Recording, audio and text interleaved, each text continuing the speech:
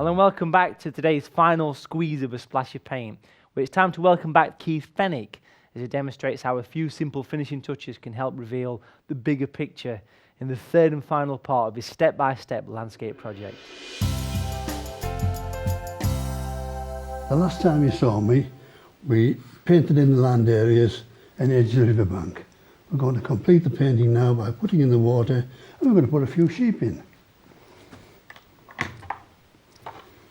Again, I'm using the large sky and texture brush. I'm just going to dabble on down the look, touching it very lightly. I'm leaving bits of white paper showing through. Just dancing across the paper. Bit of darker tone, add a bit of Payne's Grey to the blue.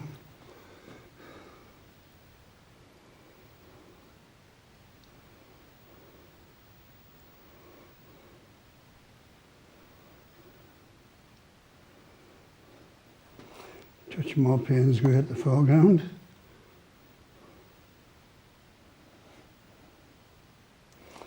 Now we're going to switch to size 6 brush, and we're going to use some alizarin crimson with some Payne's Grey mixed with that blue we've already got, and do some horizontal strokes to get some depth coming in from the bank.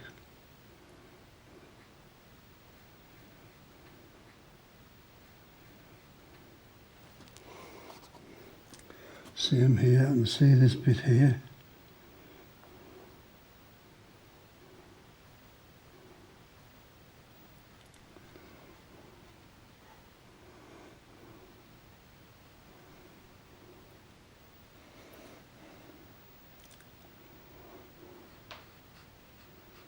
It's a little bit darker in parts.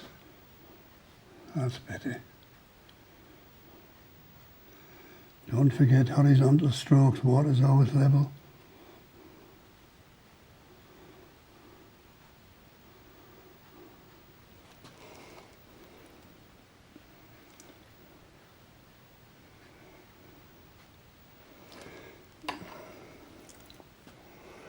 Using a tissue, place a wedge, we can soften little bits. And now we need to dry that.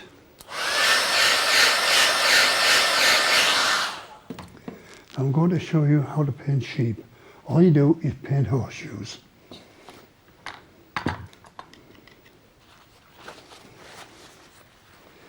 Payne's Grey, bit of burnt sienna. There's a horseshoe. I'll have one there. And we'll have one here.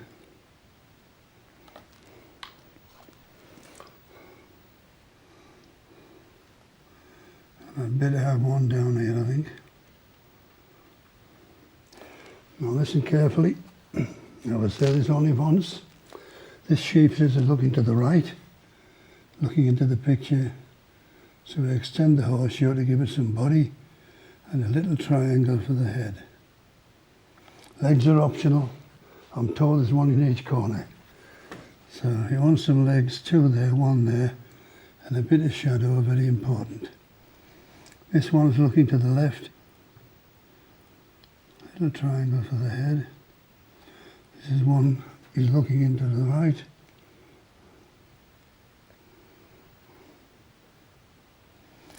And this one's looking to the right.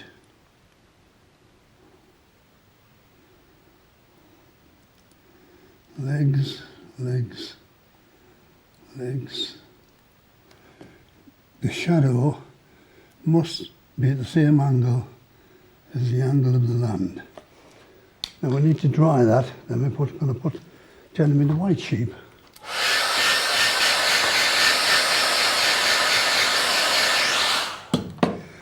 This is where I'm going to use a bit of white acrylic, titanium white.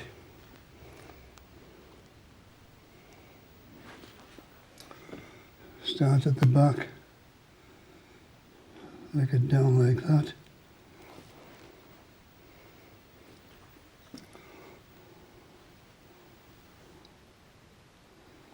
When you get to the rear end, go the other direction, because I've got a round rear end.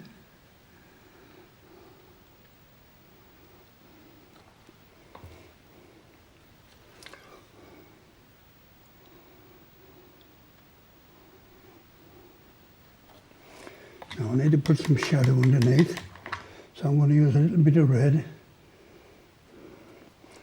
with a bit of blue. I need to give the shape a bit of body.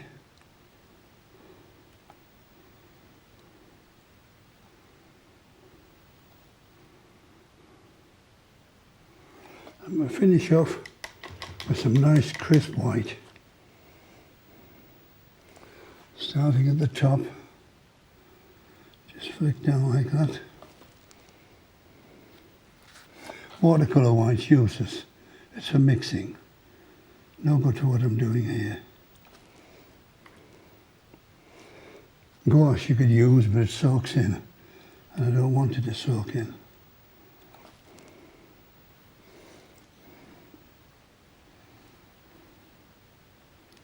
Make sure the heads are joined on, or they get very upset. A little bit of white on the nose, very small.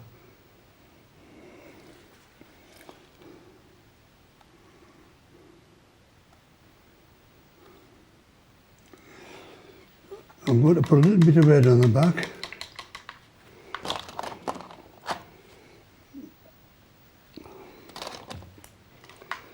I'm too young to tell you what this is for, but the farmers and me are expecting some spring lambs.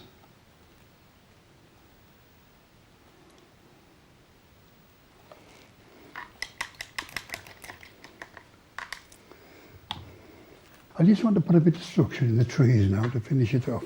So I'm using a bit of raw sienna with a little bit of that acrylic white.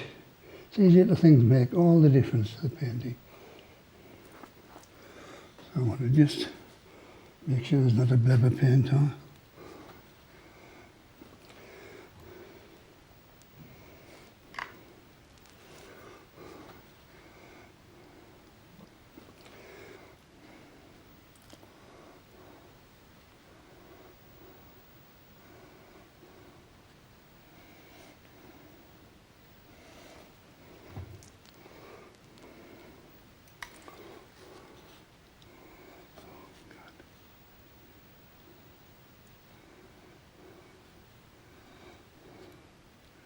Don't overdo it, but we need a bit of structure in there. And one other thing, just a minute, I just want to edge this riverbank a bit more. Just wiggle the brush along.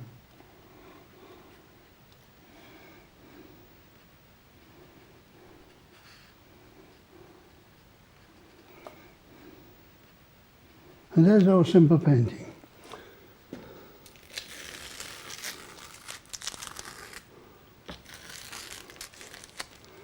Well, that wasn't difficult, was it? Hope you enjoyed painting this one. See you next time. Thanks for that practical advice there, Keith. It just goes to show how a few simple brushstrokes can create those tiny little details that really help bring any painting to life. Well, that's all we've got time for today, folks, but remember, for more inspirational advice and top tips to support you on your artistic journey, visit saa.co.uk or email us at splashofpaint@saa.co.uk and we'll do our best to help. Join us next time when Peter Woolley dives into painting white water. We take a closer look at wildlife with Pip McGarry. Paul Beattie reveals his secret for painting through the night, and I'll be demonstrating his simple camera techniques for picture-perfect reference photographs. And David Hyde will be using light and shade to grow gorgeous grasses. So tune in next time for another colourful edition of A Splash of Paint. For a free splash of the bi-monthly Paint magazine, packed full of stimulating step-by-step guides, fantastic features and artistic advice from all your favourite TV artists, visit www.saa.co.uk.